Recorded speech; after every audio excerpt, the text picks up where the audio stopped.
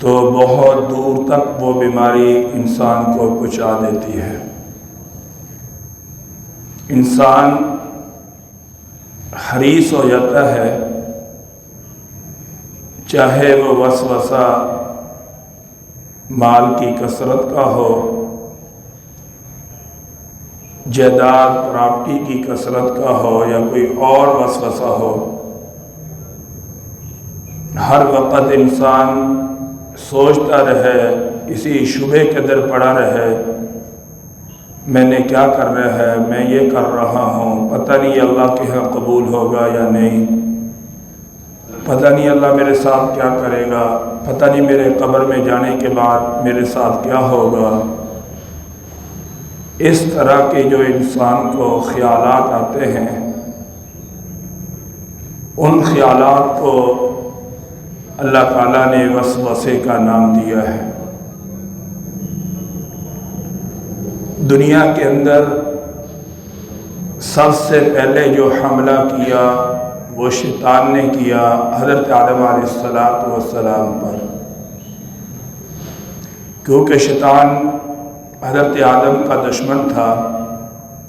اور وہ اپنے آپ کو حضرت آدم علیہ السلام سے بہتر سمجھتا تھا، بہتر جانتا تھا،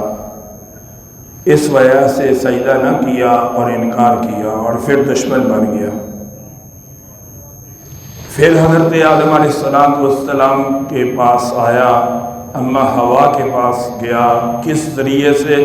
فوسوس لہما الشیطان، کہ شیطان نے ان کو خیالات اور وسوسے کے ذریعے سے یہ باتیں بتائی کہ تم ان درخت کو کھا لو، اور ساتھ یہ بھی کہنے لگا کہ وَقَاسَمَهُمَا إِنِّي لَكُمَا لَمِنَ النَّاصِحِينَ، کہ میں تمہارا خیر خواہ ہوں، تمہارا میں صحیح دوست ہوں، اور تمہیں میں صحیح نصیحت کر رہا ہوں کہ تم ان درختوں کو کھا لو، تمہیں بہت فائدہ ہوگا۔ کیا فائدہ ہوگا؟ کہ تمہیں یا تو اللہ فرشتہ بنا دے گا، یا تم ہمیشہ جنت میں رہو گے، یہ تمہیں چیز جو ہے اللہ کی طرف سے ملے گی۔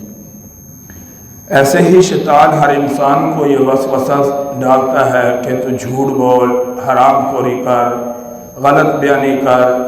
اور یہ معاملات کر، دھوکہ دے، 2 نمبر چیزیں بیچو،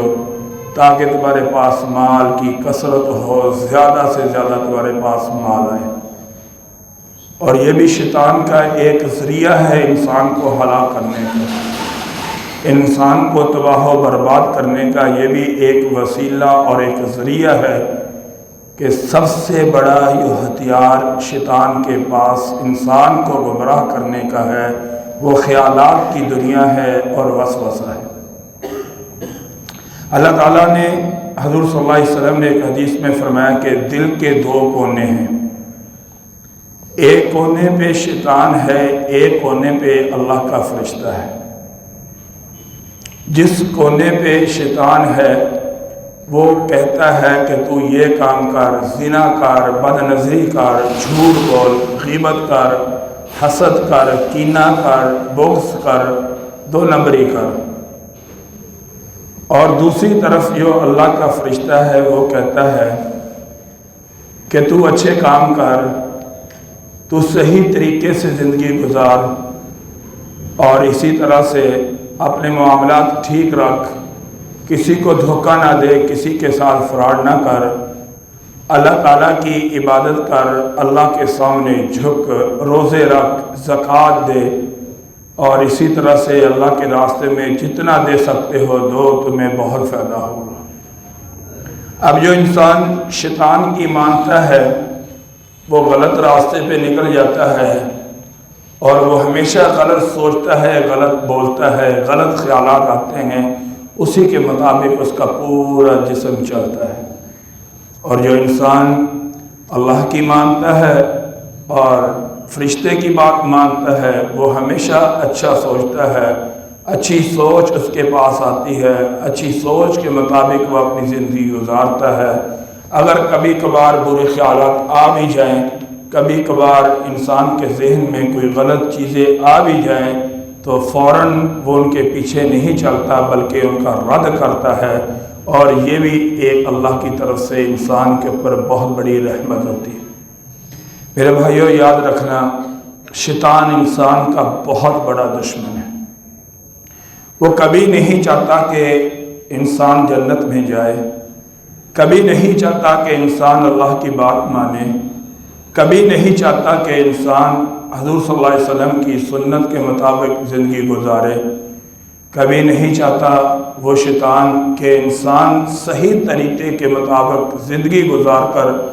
اللہ کو راضی کر لے، بلکہ ہمیشہ اس کی یہ کوشش ہوتی ہے، یہ تمنا ہوتی ہے، یہ خواہش ہوتی ہے کہ انسان اللہ کا انکار کرے اور جہنم میں جائے۔ ایک حدیث میں آتا ہے کہ بلکہ قرآن پاک کے اندر بھی کہ جب انسان کا مرنے کا وقت آتا ہے تو اس وقت شیطان انسان کے پاس آتا ہے اور آ کر کہتا ہے کہ تو اللہ کا انکار کر دے۔ انسان کو اتنی پیاس لگی ہوتی ہے کہ حد سے زیادہ انسان کی جو ہے تکلیف ہوتی ہے اور تکلیفوں کے اندر انسان مبتلا ہوتا ہے۔ اس وقت انسان کے اوپر اگر اللہ کا فضل نہ ہو، اللہ کی رحمت نہ ہو تو وہ گمراہ کر دیتا ہے۔ کیا حال ہے؟ الحمدللہ۔ وہ گمراہ کر دیتا ہے کہ انسان شیطان کے حملوں کو برداشت نہیں کر سکتا اللہ کے فضل اور اللہ کی رحمت کے بغیر۔ بلکہ واقعہ لکھا ہے قرآن پاک کے اندر کہ ایک انسان مرنے کے قریب تھا اور اس کے پاس پانی کا گلاس لایا اور کہا کہ یہ پانی کا گلاس میں تمہیں دوں گا، میری ایک شرط ہے کہ تم مجھے سجدہ کر لے، اللہ کا انکار کر دے۔ قال للانسان اکفر، کہا انسان کے لیے کہ تو اللہ کا انکار کر دے۔ وہ پانی کے لالچ میں آ کر، پانی کی امید میں آ کر، پانی کی حرص میں آ کر، فلما کفر، جب اس نے انکار کر دیا، قال انی بریء منک،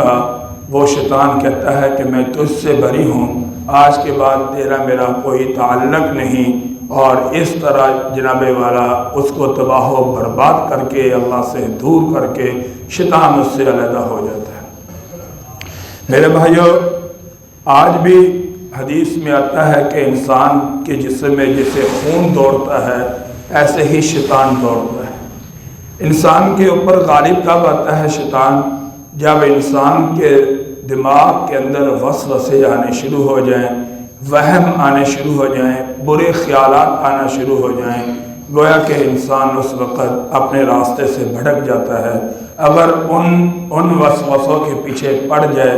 یعنی مثال کے طور پر انسان کے دل میں خیال آیا کہ میں اللہ کے راستے میں 200-400 روپیہ دینے لگا ہوں، اب خیال آتا ہے کہ تو دے گا غریب ہو جائے گا، تیرا کیا بنے گا۔ بس جب یہ خیال آ گیا اور اس کی اتباع کر لی، انسان شیطان کے ہتھے چڑھ گیا،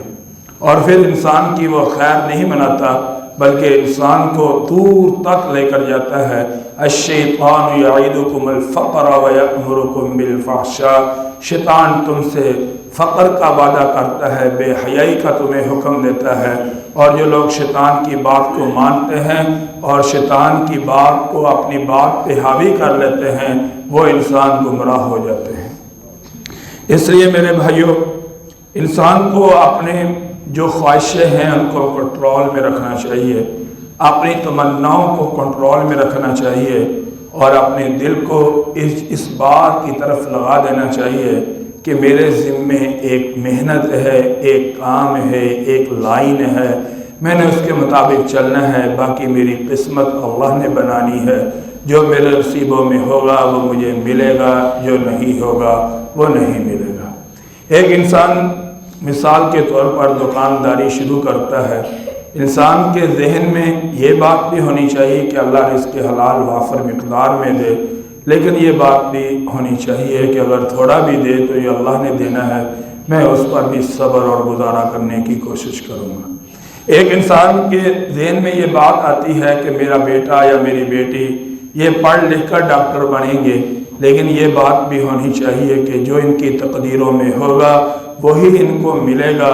اگر بن گئے تو فابیہا، نہ بنے تو الحمدللہ، کیونکہ یہ اللہ کا حکم نہیں تھا۔ انسان صرف محنت کر سکتا ہے، اپنی تقدیر کو انسان کبھی بھی بدل نہیں سکتا۔ ایک انسان جانور لیتا ہے، اس نیت پہ لیتا ہے کہ میں اس کی پرورش کروں گا، میں اس کو پالوں گا اور پھر اس کو میں مہنگے داموں بیچوں گا، لیکن یہ بھی ذہن میں آنا چاہیے کہ ہو سکتا ہے کہ یہ چیز، میری یہ تمنا، میری یہ آرزو نہ پوری ہو سکے، کوئی اور حادثہ آ جائے، کوئی کمی آ جائے، کچھ بھی آ جائے۔ انسان کو ذہنی طور پر ان چیزوں کے لیے تیار رہنا چاہیے اور اللہ کا حکم سمجھ کر انسان کو قبول کر لینا چاہیے۔ میرے بھائیوں، یہ بات یاد رکھیں، نفع نقصانوں کا مالک اللہ کی ذات ہے۔ جس کو اللہ نے ڈھیر سارے پیسے دینے ہیں، اس کے لیے ڈھیر سارے راستے اللہ بنا دیتا ہے، اور ہر راستے سے اس کے لیے نفع ہی نفع آتا ہے، اور یہ اللہ نے راستے بنائے۔ اور جس کو اللہ نے ڈھیر سارے پیسے نہیں دینے، اس کے لیے اللہ گزارے کے مطابق معاملات رکھتا ہے۔ باقی انسان کوشش محنت کرتا ہے، اور اس کے علاوہ انسان کے پاس میں کچھ بھی نہیں۔ اس لیے انسان کو ایسی آرزوؤں، ایسے تمناؤں، ایسے خیالات کے ساتھ نہیں جینا چاہیے جو انسان کی زندگی مشکل کر دیں، جو انسان کا جینا محال کر دیں، جو انسان کو خودکشی پہ مجبور کر دیں، جو انسان کو اپنے آپ کو گالی دینے پہ مجبور کر دیں، جو انسان کو اللہ کی اللہ کے نافرمانی پہ مجبور کر دے، جو انسان کو اللہ کی طرف اللہ کا باغی بنا دے۔ ایسی تمنائیں اور آرزو اور خواہشیں انسان کو اپنی زندگی میں نہیں رکھنی چاہیے۔ انسان کی زندگی میں صرف ایک محنت ہے، انسان نے محنت کرنی ہے، پھل اللہ نے دینا ہے۔ انسان نے ایک بوٹا لگانا ہے، اس کو کامیاب اللہ نے کرنا ہے۔ انسان نے اپنے بچوں کو ایک صحیح راستے پہ لگانا ہے، ان کو انجام تک میرے رب نے پہنچانا ہے۔ جو ان کی تقدیروں میں ہوگا وہ ان کو ملے گا، اور جو نہیں ہوگا وہ انسان کوشش کے باوجود بھی نہیں لے سکتا۔ بلکہ ہمارے دوست تھا، اس کی تمنا یہ تھی کہ میرا بیٹا ڈاکٹر بنے، بڑی محنت کی، بڑے پیسے لگائے، لیکن بدقسمتی سے اس کو یہ چیز نہ مل سکی۔ کئی دن تک وہ انسان بیمار رہا اور پریشان رہا، کیونکہ اس نے اپنی امیدوں پہ جب پانی پھرتے ہوئے دیکھا تو اس سے برداشت نہ ہو سکا۔ حالانکہ بے شمار پیسے، دولت، سب کچھ موجود ہے، لیکن ایک خواہش پوری نہ ہونے پہ افسوس ہے۔ لیکن میرے بھائیوں، اگر ہمارے ذہن میں یہ بات آ جائے، یہ بیٹھ جائے کہ خواہشوں کو میرے رب نے پورا کرنا ہے، جتنیاں میرا رب پورا کر دے الحمدللہ، جو نہ ہو سکے میں اس پہ صبر کروں گا اور اللہ کا شکر ادا کروں گا، وہ انسان کبھی بھی پریشان نہیں ہوتا۔ راستے میرے رب بناتا ہے۔ میرے بھائیوں، یہ بات یاد رکھنا۔ حضرت یوسف علیہ السلام کا واقعہ آپ غور سے دیکھیں کہ بند کمرے ہیں، اور زلیخا کی خواہش یہ ہے کہ میں اس کے ساتھ جو بھی کر سکوں کر لوں، اور یوسف علیہ السلام کی خواہش یہ ہے کہ میں اس سے بچنا ہے۔ اب بچنا کیسے ہے، کیسے وہاں سے نکلے؟ دروازے لگے ہوئے ہیں، تالے لگے ہوئے ہیں، کوئی راستہ، کوئی اسباب ظاہری طور پر نظر نہیں آ رہا۔ بس اتنے لفظ کہے، قال معاذ اللہ، اے اللہ میں تیری پناہ میں آتا ہوں۔ میرے بس میں یہ تھا۔ اللہ نے پھر ذہن میں ڈالا کہ اب دروازوں کی طرف دوڑنا شروع کر دو، آگے راستے میں بناؤں گا۔ انہوں نے دوڑنا شروع کر دیا، اللہ نے راستے کھولنا شروع کر دی۔ اگر ہماری نیت یہ ہو کہ ہم نے جائز کام کرنے ہیں، حلال طریقے سے زندگی گزارنی ہے، جائز طریقے کے ساتھ اپنے مقصد کو پہنچنا ہے، اگر اللہ پہنچائے گا الحمدللہ، اور اگر نہیں پہنچائیں گے تو ہم صبر کریں گے، وہ انسان کبھی بھی انسان پریشان نہیں ہوگا، کبھی انسان اپنی زندگی سے مایوس نہیں ہوگا، کبھی انسان کو جو خوشیاں جو وقتی طور پر مل رہی ہیں، کبھی انسان کو وہ خوشیاں غمی میں نظر نہیں آئیں گی۔ دیکھیں بھائی، اگر ہمارے پاس ایک مکان ہے، 2-4 کمرے ہیں، چھوٹا سا مکان ہے، ہماری خواہش ہے کہ ایک مکان اچھا ہونا چاہیے، کھلا ہونا چاہیے، سین ہونا چاہیے، اس کی بیٹھک ہونی چاہیے، اس کے آگے تھڑا ہونا چاہیے، بہترین اس کے اوپر سیلنگ ہونی چاہیے، یہ ساری چیزیں، اے سی لگا ہونا چاہیے، یہ خواہشیں ہماری ہیں۔ ہر انسان کی یہ تمنا اور آرزو ہے۔ ہمارے بس میں محنت کرنا ہے، اللہ کے ہاتھ میں ہے اس کو وجود دینا۔ اگر اللہ دے دے فابیہا، اگر نہ دے دے پھر بھی الحمدللہ، پھر جو ہمارے کمرے ہیں وہ ہمیں جنت ہی نظر آئے۔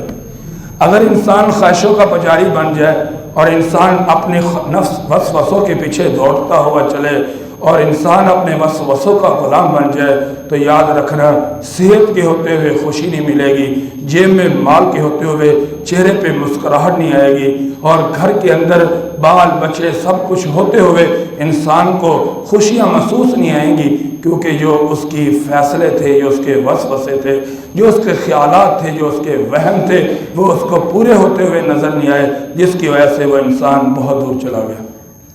وہ کہتے ہیں نا، کبھی کبھی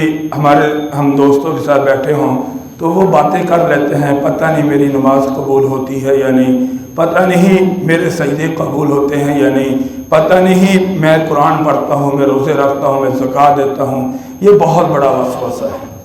اور یقین رکھنا چاہیے کہ اللہ ہمیں قبول کر رہا ہے، اور اس یقین کے ساتھ ہمیں نماز پڑھنی چاہیے کہ میری کوئی عبادت بھی، میری کوئی نیکی بھی، میرا کوئی بھی اچھا رول اللہ رائے گاہ نہیں کرے گا۔ یہ شیطان کا بہت بڑا ہتھیار ہے جو انسان کو گمراہ کرنے کا ہے، کہ وہ انسان کو مایوس کرتا ہے، وہ انسان کو نا امیدی دلاتا ہے کہ پتہ نہیں اللہ تجھے قبول کرے یا نہ کرے۔ کہتے ہیں نا کہ قبول ہو کہ نہ ہو پھر بھی ایک نعمت ہے، قبول ہو کہ نہ ہو پھر بھی ایک نعمت ہے، وہ سجدہ جس کو تیرے آستان سے نسبت ہے۔ اگر اللہ کے ساتھ اس سجدے کی نسبت ہو جائے اتنا ہی کافی ہے۔ ہم یہاں بیٹھے ہیں، اللہ کا حکم ہے بھائی، اپنے کاروبار، اپنی مصروفیت، اپنی سب کچھ چھوڑ کر اللہ کے گھر میں آگے ہیں جمعہ پڑھنے کے لیے، اس فرض کو ادا کرنے کے لیے جو اللہ کو سب سے زیادہ محبوب ہے۔ اتنا ہی ہمارے لیے کافی ہے کہ اللہ ہمیں یہاں لے آیا۔ اب قبول ہونا یا نہ ہونا، اس وسوسے کے پیچھے ہمیں جانے کی ضرورت نہیں۔ ایک صحابی رسول اللہ صلی اللہ علیہ وسلم کے پاس آیا، کہنے لگا یا رسول اللہ وسلم، جب میں نماز پڑھتا ہوں میرے دل میں یہ خیال آتا ہے کہ پتہ نہیں میری نماز قبول ہوگی یا نہیں، میرا وضو ٹوٹ گیا، پتہ نہیں۔ فرمایا کہ تو ان چیزوں کے پیچھے نہ جا، بلکہ تو اپنے آپ کو یوں سمجھا کہ اللہ نے تیری نماز کو قبول کر لیا ہے، اور تیرا وضو باقی ہے جب تک کہ تو بدبو یا آباد محسوس نہ کرے، تو اپنے خیالات اور وہم کے پیچھے بالکل بھی نہ پڑ۔ یہ بہت بڑا ایمان ہے میرے بھائی۔ امام احمد بن حنبل رحمۃ اللہ علیہ، جب ان کی موت کا وقت آیا، بہت بڑے اللہ نے ان کو عالم بنایا تھا، بہت بڑے محدث تھے، بہت بڑے اللہ کے ولی اور بہت بڑے عالم، کیا اللہ نے ان کو کمالات دیے تھے کہ ان کا ایک بیٹا جج تھا، انہوں نے کبھی ان کی گھر کی چیز نہیں کھائی تھی۔ یہ ان کا تقویٰ تھا کہ ایک دفعہ گھر میں آٹا جو تھا وہ بنایا بیوی نے، اب روٹی پکانے کے لیے وہ سوکھا آٹا بھی سال چاہیے ہوتا ہے، وہ گھر میں تھا نا، وہ اپنے گھر سے اپنے بیٹے کے گھر سے تھوڑا سا آٹا لیا اور ساتھ پیڑا بنا کر جب اس کے ساتھ اوپر لگایا، روٹی پکائی۔ امام احمد بن حنبل رحمۃ اللہ علیہ کے سامنے جب وہ روٹی آئی تو کہنے لگے آج مجھے اپنی روٹی کے اندر وہ نورانیت وہ نظر نہیں آ رہی، روٹی لگتا ہے کچھ نہ کچھ ملاوٹ ہے۔ کہنے لگے نہیں، آٹا سارا اپنا ہی ہے، صرف تھوڑا بہت آٹا پیڑے کے اوپر لگانے کے لیے میں نے اپنے بیٹے کے گھر سے لیا ہے، حالانکہ بیٹا بھی بہت دیانتدار تھے، بہت بڑے قاضی تھے۔ کہنے لگے میں نہیں کھاؤں گا۔ ایک سائل آ گیا مانگنے کے لیے، کہا اس کو کہہ دینا کہ روٹی کا آٹا تو امام احمد کا ہے، لیکن اس کے اوپر جو تھوڑا بہت بھوسا لگایا ہے وہ ان کے بیٹے کا ہے، کیونکہ وہ روٹی کھانے کے لیے اس لیے آتے ہیں تاکہ ان کے اندر نورانیت پیدا ہو۔ آئے بیٹا، آئے ہمارے دل بجھے ہوئے ہیں، آئے ہماری شکلیں جو ہیں وہ بجھی ہوئی ہیں، اس کی وجہ کیا ہے کہ ہماری زندگی سے رزق حلال کی اہمیت ختم ہو۔ وہ لقمے جنہوں نے ہمارے جسم کو نور دینا تھا، وہ لقمے جنہوں نے ہمارے دل کو طاقت دینی تھی، وہ لقمے جنہوں نے ہمارے جو ایمان کو ایک بصارت اور ایک قوت دینی تھی، ہم نے اس کو ان لقموں کو ہی چینج کر دیا، اور پھر چلے ہیں ہم ایسی روشنی، ایسی زندگی کو تلاش کرنے کے لیے جس کے اندر سکون ہو۔ جب ایسے تقوی کے ساتھ زندگی گزاری تو جب بے ہوشی آئی نا، تو شاگرد پاس بیٹھ کر لا الہ الا اللہ محمد رسول اللہ پڑھنے لگے، اور ان کی زبان کہہ رہی تھی لا بعد لا بعد لا بعد لا بعد۔ تو جب ان کو تھوڑا سا ہوش آیا تو شاگردوں نے پوچھا کہ آپ کیا کہہ رہے تھے؟ ہم تو آپ کو کہہ رہے تھے کہ کلمہ پڑھ لو۔ کہا کہ میرا تمہارے ساتھ کوئی کنیکشن نہیں تھا، بلکہ جب میں بے ہوشی میں تھا میرے پاس شیطان آیا اور آ کر کہنے لگا کہ امام احمد تو مجھ سے کامیاب ہو کر جنت میں جا رہا ہے اور میرے شر سے بچ گیا ہے، تجھے کامیابی خوش ہے یعنی نصیب ہو۔ تو میں نے کہا لا بعد، ابھی تک امید نہیں ہے، ابھی تک امید نہیں، تو ابھی بھی حملہ کرنے کا طاقت رکھتا ہے، تیرے پاس سب کچھ ہے۔ میں اس کے ساتھ مخاطب ہو کر اس کو کہہ رہا تھا کہ ابھی میں تیرے شر سے ابھی تک بچا نہیں۔ اس سے ہمیں ایک نصیحت ملتی ہے، کبھی اپنی عبادت پہ غرور نہ کرنا، کبھی اپنے قرآن کی تلاوت پہ غرور نہ کرنا، کبھی اپنی زکوٰۃ پہ غرور نہ کرنا، کبھی اپنے رمضان المبارک کے روزے پہ غرور نہ کرنا۔ سب کچھ کر کے پھر بھی اللہ کو کہنا کہ اللہ موت کے وقت اپنا فضل والا معاملہ فرما، موت کے وقت اپنی رحمت والا معاملہ فرما دینا۔ تو اس لیے میرے بھائیوں، اپنے آپ کو وسوسوں سے بچاؤ، اپنے آپ کو خواہشوں سے بچاؤ، اپنے آپ کو بڑی بڑی تمنائیں اور آرزوؤں سے بچاؤ کہ میری زندگی میں یہ چیزیں ہوں، یہ ہوں، یہ ہوں، ان کے پیچھے دوڑ پڑو۔ میرے بھائیوں، ہو سکتا ہے وہ پوری نہ ہو، انسان مایوس ہو، نا امید ہو، اور پھر انسان کی وہ خوشی والی زندگی غمی میں تبدیل ہو جائے۔ صرف یہی ہے ایک طریقہ دنیا میں خوش رہنے کا، صرف یہی ہے ایک طریقہ دنیا میں خوش رہنے کا کہ در موت تمنا کھینچے زیادہ، دامن دل پھیلائے کم، کہ انسان کو موت زیادہ سے زیادہ یاد آئے اور دل کی خواہشیں انسان کم سے کم رکھے گا، کہ میرے پاس گاڑی ہو، جب اللہ دے گا دے دے گا، بس ٹھیک ہے۔ ایسی دعا کرو کہ اللہ جو نعمتیں تو نے دینی ہے وہ دے، لیکن ایسے طریقے سے دینا کہ میں ان نعمتوں میں کسی کے ساتھ کوئی زیادتی نہ کروں، ان نعمتوں کو حاصل کرنے میں میرا حرام کا پیسہ نہ لگے، مجھے حرام کا پیسہ کمانے کی نوبت پیش نہ آئے، مجھے غلط طریقے کی طرف نہ جائیں۔ اپنے صبر کو اپنے دامن کے اندر پھیلا کر رکھو میرے بھائیوں، اپنی خواہشوں کو محدود کر دو، اپنی آرزوؤں کو کم کر دو، زندگی سکون سے ملے گی، زندگی گزرے گی۔ انسان اس وقت پریشان ہوتا ہے جب لوگوں کی ٹھاڑ دے کر انسان ٹھاڑ کے پیچھے پڑتا ہے، جب لوگوں کے بڑے بڑے بنگلے دے کر انسان ان کو دے کر ان حسرتوں کی طرف جاتا ہے۔ اللہ قسم، کبھی انسان کو بڑے لوگ نظر آئیں تو نکلو راستوں کی طرف، تمہیں ایسے لوگ نظر آئیں گے جن کے گھر اپنے نہیں ہیں، تمہیں ایسے لوگ نظر آئیں گے جن کے وجود میں ٹانگیں نہیں ہیں، تمہیں ایسے لوگ نظر آئیں گے جن کی وجود میں آنکھیں نہیں ہیں، تمہیں ایسے لوگ نظر آئیں گے جن کے پاس عقل نہیں ہے، شعور نہیں ہے، جن کے پاس کوئی دنیا کی تمنا نہیں ہے۔ جب ان لوگوں کو دیکھو گے اور پھر اپنے پاس موجود نعمتوں کو دیکھو گے تو اللہ کا شکر ادا کرو، اللہ کے سامنے اسی وقت گڑ گڑاؤ گے۔ اس لیے میرے بھائیوں، اپنے آپ کو ایسے وسوسوں سے بچاؤ کہ جو وسوسے ہمیں چور بنا دیں، ایسے وسوسوں سے اپنے آپ کو بچاؤ جو ہمیں ماں باپ کا نافرمان بنا دیں، ایسے وسوسوں سے اپنے آپ کو بچاؤ جو ہمیں ظالم بنا دے، ایسے وسوسوں سے اپنے آپ کو بچاؤ جو ہمیں بہنوں کا حق کھانے پہ مجبور کر دے، ایسے وسوسوں سے اپنے آپ کو بچاؤ جو ہمیں معاشرے میں ٹھگ بنا دے، ایسے وسوسوں سے اپنے آپ کو بچاؤ جو ہمارے لیے بھائی کا حق کھانے پہ مجبور کر دے، ایسے وسوسوں سے اپنے آپ کو بچاؤ جو ہمیں 2 نمبر چیزیں بیچنے پہ مجبور کر دے، ایسے وسوسوں سے اپنے آپ کو بچاؤ جو ہمیں لوگوں کو قتل کرنے پہ مجبور کر دے، ایسے وسوسوں سے اپنے آپ کو میرے بھائیوں بچاؤ جو ہمیں غلط راستے پہ جانے پہ مجبور کر دیں، ایسے وسوسوں سے اپنے آپ کو بچاؤ کہ جو ہماری پہچان ختم کر دیں، جو ہماری عزت ختم کر دے، جو ہمارے نفس کو ختم کر دے، جو ہماری انا کو ختم کر دے، جو ہمیں فقیر بنا دے، لوگوں کے سامنے ہاتھ پھیلانے پہ مجبور کر دے، لوگوں کے سامنے بھیک مانگنے پہ مجبور کر دے۔ کیوں نہ ہم اپنے آپ کو سمجھائیں کہ میرے نصیبوں میں یہ نہیں ہے بھائی، میرے نصیبوں میں یہ چیزیں نہیں ہیں، جو اللہ نے دی ہیں وہ بہت زیادہ ہیں، اللہ ان میں برکت ڈالے، جتنی نصیبوں میں جس وقت ملنی ہے وہ ملتی رہے گی۔ اگر اس کے مطابق زندگی گزاریں گے تو زندگی میں سکون ہوگا میرے بھائیوں، اگر دوسرا راستہ اپنائیں گے تو یاد رکھنا سوائے پریشانی کے کچھ بھی نہیں آئیں گے۔ جاؤ حضرت محمد مصطفیٰ صلی اللہ علیہ وسلم کی زندگی دیکھ لو،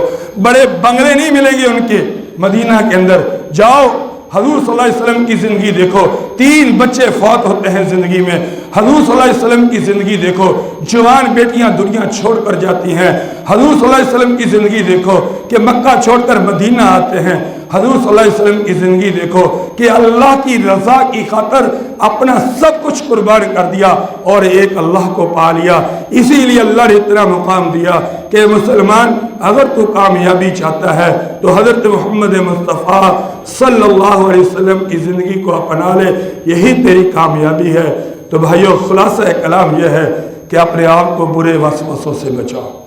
لمبے وسوسوں سے بچاؤ, برے خیالات سے بچاؤ. جو مل رہا ہے وہ بہت بہتر ہے, جو ہے